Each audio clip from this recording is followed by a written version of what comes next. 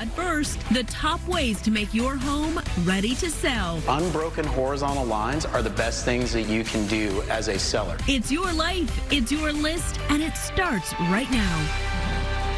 Hey everyone, I'm Christina Guerrero. And I'm Jimmy Rhodes. Now, in much of the country, summer's peak season for buying and selling homes. And if you're a seller, that means making your place look as perfect as possible. Yes, that's why people who stage homes say less is more. If your stuff is cluttering up the space, buyers can't see past it. So if you're getting your house ready for the market, prepare to tear down. That's our featured story at the top of the list.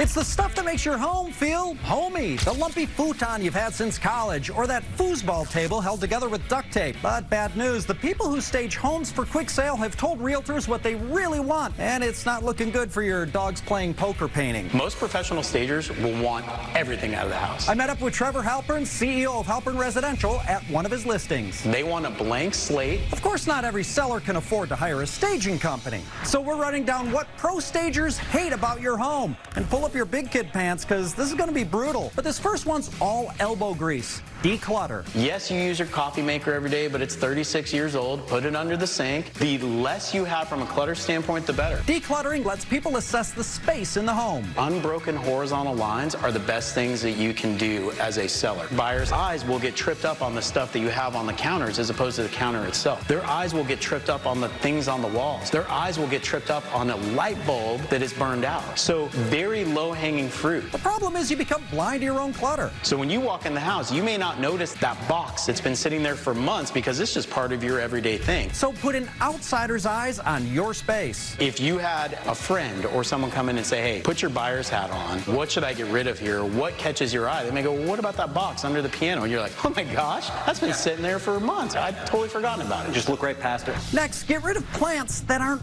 perfect. There were 3 dead leaves in the corner, and what did that do to them subliminally? They thought about death. Look, it's a little pot of death. If a houseplant has brown leaves, cracked leaves, droopy stems, or doesn't look like a fake plant in its absolute perfection, get it out of the house. Because potential buyers won't even know it was the plants that bothered them. Little subliminal things can pop into consumers' minds. They may walk out of the house and say, I don't know what it is about that house. I just don't like it. Selling a house is sociology and psychology as much as it is anything else. This next one's kind of sad, but you might want to hide your books. Because depending on what you like to read, it may be political, it may be historical, and in this world, it's highly divisive. You don't want to cut your audience in half. You want to be as harmless as you can. You want as many offers as you can get. You don't want people coming in and going, oh, these are these types of people. I'm not going to put 100 grand profit in their pocket. I see they have Kierkegaard on the shelf, and I'm a Kant man. Yeah, who do they think they are? Finally, stagers want you to depersonalize the space, although there is some wiggle room on this one. There's a fine line that you walk as a seller between